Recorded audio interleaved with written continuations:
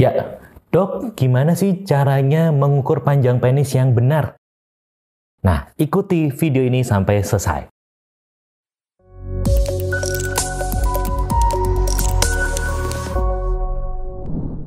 Ya, salam andrologi. Hai, balik lagi sama saya, Dr. Seso di kelas andrologi. Sebelum lanjut, pastikan kamu semua sudah subscribe kelas andrologi dan nyalakan lonceng notifikasinya. Udah belum? Ayo buruan. Pastikan juga kamu saksikan video ini sampai akhir, biar nggak ketinggalan informasi penting sedetail-detailnya. Nah, buat kamu yang baru, pastikan kamu catat jadwal tayangnya kelas andrologi, yakni setiap hari Selasa dan Jumat jam 6 sore. Ayo dicatat. Hari ini saya akan membahas mengenai bagaimana caranya mengukur panjang Mr. P yang benar. Nah, dok, gimana sih cara ngukurnya? Apakah pakai meteran kain atau pakai penggaris? Sebenarnya sama aja. Nah, tapi saya ada alat nih, kayak penggaris nih, namanya penometer. Biasa dipakai oleh dokter spesialis andrologi seperti saya untuk mengukur panjang penis. Nah, ada juga yang bentuknya ada tambahan bolong di tengah nih. Nah, ini adalah orkidometer Takihara. Jadi untuk mengukur ukuran testis atau buah pelir. Jadi, dengan alat ini bisa kita mengukur panjang penis Mr. P dan juga ukuran buah pelir atau testis. Nah, untuk ukuran buah pelir gitu ya, ada bermacam-macam nih, dari 20 cc. Rata-rata segini ya, 15 sampai 20. Ada juga yang kecil, 6. Ini yang kurang bagus nih. Nah, kalau masih ada yang bingung, dok, gimana sih cara mengukur ukuran buah pelir atau testis? Ada video saya di sini. Nah, udah bener belum? Udah sesuai takaran belum ukuran buah pelir kamu? Oke, lalu ada juga yang nanya nih, dok, gimana sih cara ngukur panjang Mr. P yang tepat, yang benar? Apakah saat lemas, gitu ya, ataukah saat ereksi? Nah, biasanya kalau datang ke dokter spesialis andrologi, nggak mungkin kan saya membuat ereksi dulu, baru saya ukur. Jadi ada istilahnya stretch penile line, yakni panjang si Mr. P yang diregangkan. Nah, panjang Mr. P yang diregangkan ini dikatakan hampir menyerupai panjang Mr. P saat ereksi. Nah, stretch penile line. Jadi, cara ngukurnya adalah nih, kita analogikan dengan si pisang ya. Si pisang ini, Mr. P, saat keadaannya lemas pun, kalau kita tarik secara maksimal, itu namanya diregangkan. Regangkan secara maksimal. Kita ukur dari ujung, gitu ya. Ini kebetulan si pisangnya bengkok, gitu ya. Nah, kan biasanya idealnya Mr. P pria itu nggak bengkok. Nah, kalau lurus kita ukur dari ujungnya. Nah, oh salah. Nih. Dari ujungnya sampai, dari pangkal sampai ujung. Agak ditekan, ya, ditekan sampai menekan ujung tulang kemaluan istilahnya. Nah, jadi yang gemuk nih, kita akan tekan sampai pangkalnya, gitu ya. Baru kita ujungnya agak kita tarik. Nah, kira berapa sentimeter. Itulah stretch penile line. Untuk si pisang ini, ukurannya lumayan, 15 cm. Besar ya dok? Iya. Nah, lalu bagaimana sih dok untuk ukuran rata-rata orang Indonesia?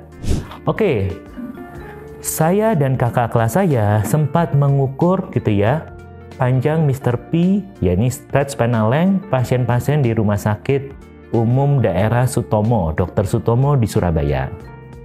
Itu mewakili populasi pria di Indonesia. Nah, setelah di rata-rata selama 2 tahun kami dapat pasien lumayan banyak nih, 100 lebih sampai 200. Rata-rata panjang Mr. P-nya, yakni stretch penile length yang tadi saya tunjukkan, peragakan, itu ukurannya sekitar 11 hingga 13 cm.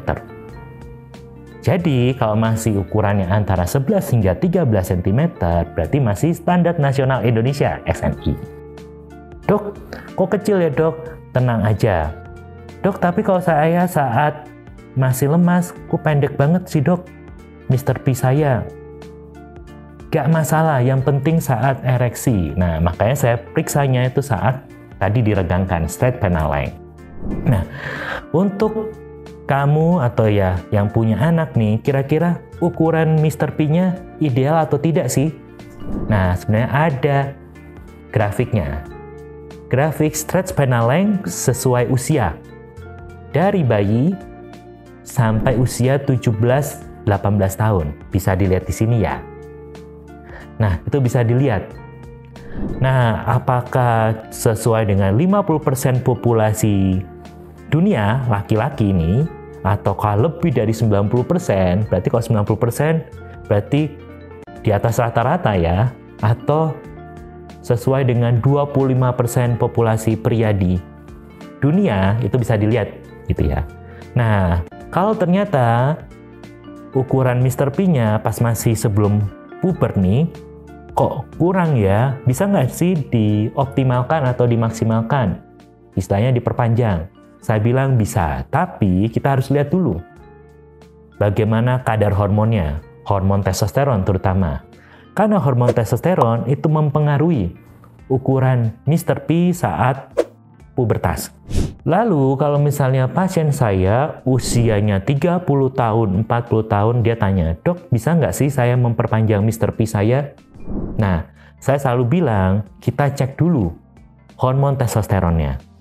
Saya sambil lihat, saya lakukan pemeriksaan fisik, bagaimana ciri kelamin sekundernya, misalnya kumisnya, jenggotnya, bulu kemaluannya, apakah lebat atau tidak. Itu untuk menunjukkan, kita lihat bagaimana pubertasnya atau masa pubernya dia, masa akil balik, sudah terlampaui atau belum. Kalau semuanya lengkap, bulunya lebat, nah bisa dikatakan dia sudah melalui masa puber. Berarti si Mr. P-nya sudah tidak bisa bertambah panjang. Beda halnya yang usianya sudah 20 tahun tapi belum puber. Suaranya masih kayak anak kecil, tidak ada kumis, lalu juga tidak ada bulu kemaluan, penisnya masih kecil, saya akan minta untuk cek hormon. Nah, biasanya kalau hormonnya memang rendah dan memang tidak ada tanda-tanda pubertas atau akil balik, bisa kita lakukan terapi hormon. Nah, dampak atau efek dari terapi hormon ini salah satunya dia bisa memperpanjang ukuran Mr. P. Nah, kalau masih bingung, saksikan di video ini ya.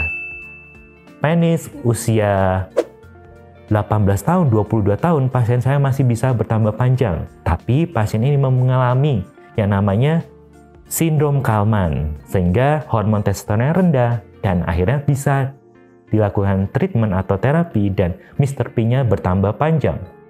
Jadi sekitar 8 hari 12 cm dari 8 cm. Oke, sekian informasi dari saya. Menarik bukan mengenai ukuran Mr. P? Bagaimana sih cara mengukurnya? Kalau masih belum jelas, tulis di kolom komentar. Kalau kalian suka, jangan lupa kasih jempolnya. Dan saksikan terus kelas andrologi setiap hari Selasa dan Jumat jam 6 sore. Dukung terus kelas andrologi supaya kami bisa makin berkarya untuk kalian semua. Tetap semangat, salam sehat, dan salam andrologi.